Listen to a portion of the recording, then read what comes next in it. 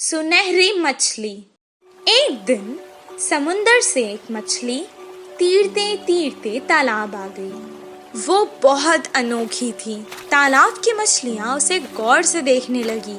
उसी वक्त एक मछुआरा वहाँ तालाब की मछलियाँ पकड़ने आया। तालाब के मछलियों को शिकारी के बारे में पता था। जैसे ही उसने जाल डाला, सारी मछलियाँ तुरंत वहाँ से भाग गई और ये सुनहरी मछली जाल में फंस गई। मछुआरे ने कहा, ये मछली तो कितनी बड़ी है, इसे मैं घर ले जाकर छोटे छोटे टुकड़े कर कर सुखा कर बहुत दिन तक खा सकता हूँ। ओ मछुआरे, मुझे मत मारो, मैं तुम्हारी मदद कर सकती हूँ। मछली की बातें सुनकर, अरे ये मछली तो बात भी कर सकती है, बताओ तुम मेरी क्या मदद कर सकती हो?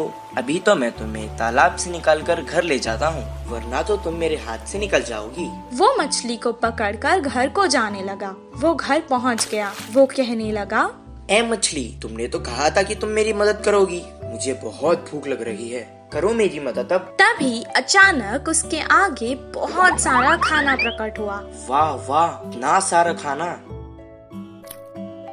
मैं तो तुम्हें यहाँ मारने लाया था, तुमने तो जादू ही कर दिया। इतना सारा खाना मुझे तुमने दिया, अब तो तुम मेरी सबसे अच्छी दोस्त हो। दोनों खुशी खुशी रहने लगे। एक दिन वो बहुत उदास था। मछली ने उसे देखा। क्या हुआ दोस्त, आज तुम बहुत उदास लग रहे हो। अब से तुम्हें मैं कभी नुकसान नहीं पहुँचाऊंगा। मेरी उम्र के बच्चे सभी पाठशाला जाते हैं, मुझे भी पढ़ना पसंद है, पर हर रोज मैं जाल लेकर मछली पकड़ने जाता हूँ। तुम पाठशाला क्यों नहीं जाते?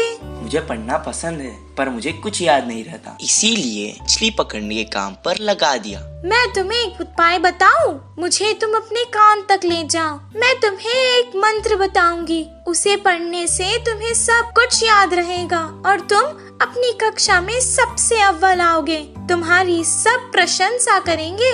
अच्छा, बताओ। मछली ने उसके कान में एक मंत्र बताया। उसके बाद से जैसे उसने कहा था वैसे ही हुआ। मछली दोस्त, मैं बहुत खुश हूँ।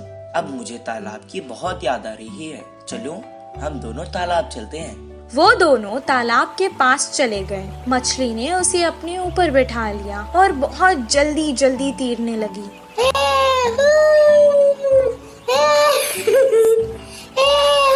और उसने सारे तालाब की सैर करवाई उसे।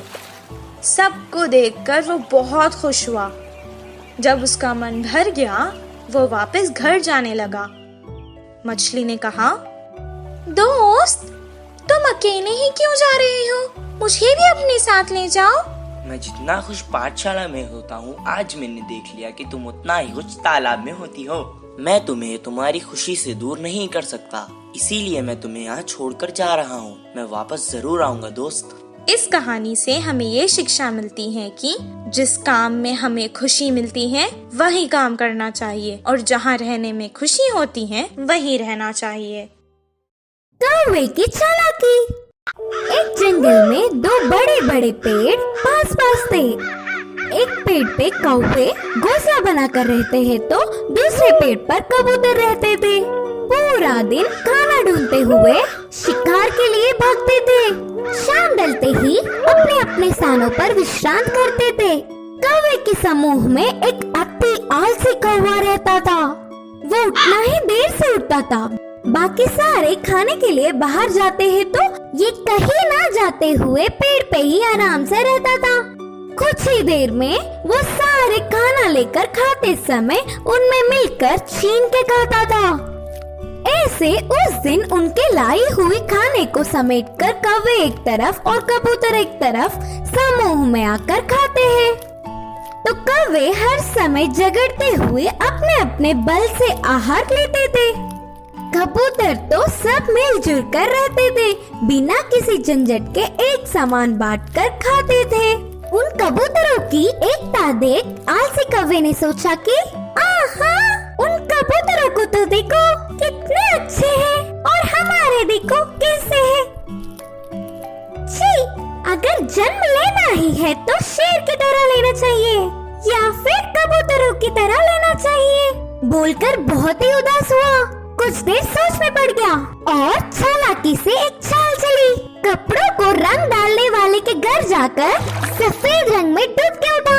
उसके बाद अपने आप को शीशे में देखकर उछलने लगा।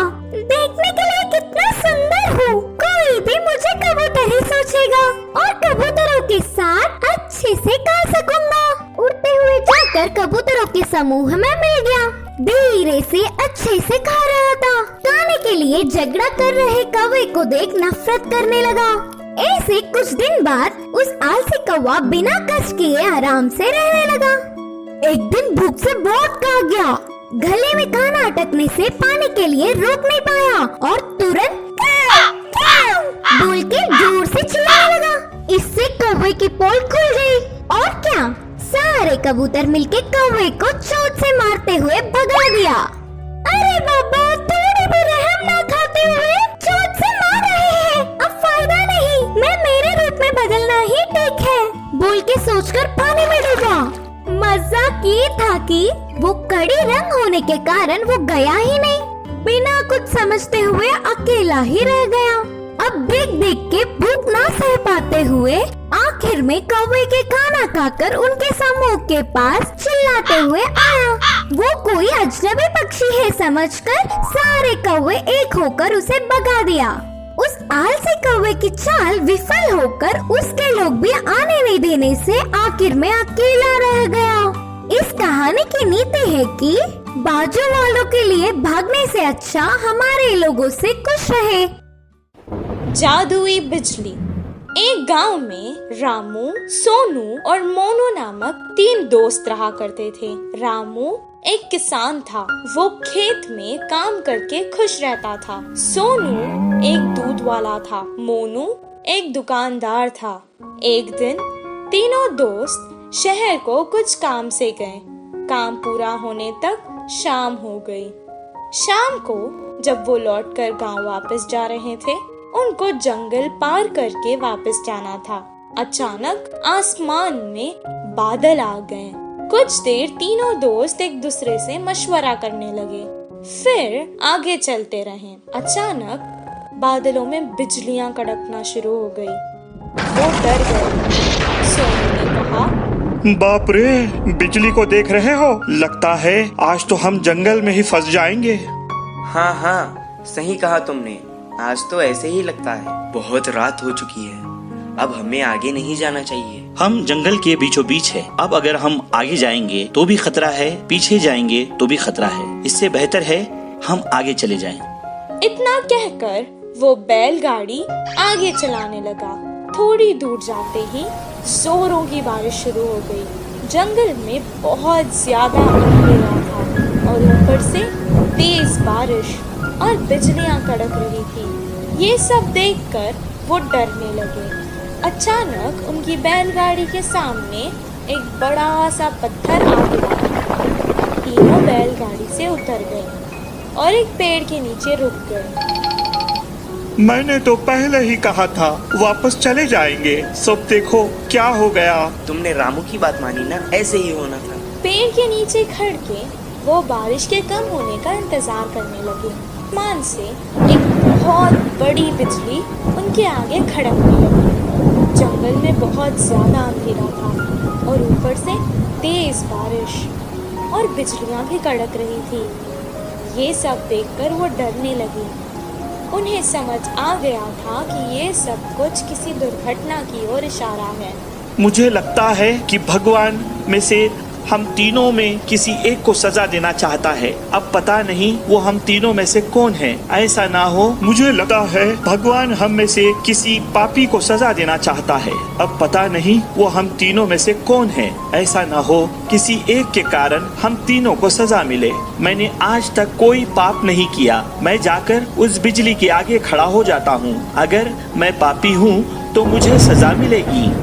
जैसा उसने कहा था उसे कुछ नहीं हुआ। वो वापस पेड़ के नीचे आकर खड़ गया। मोनू भी अपने मन में सोचने लगा, उसने तो कभी कोई पाप नहीं किया था। सोनू की तरह वो भी बिजली के आगे खड़ गया, उसे भी कुछ नहीं हुआ। अब रामू की बारी थी। वो सोचने लगा कि बाकी दोनों तो बच गए, अब भगवान को उसे ही सजा देनी होगी। लेकिन उसने भी तो कोई पाप नहीं किया था।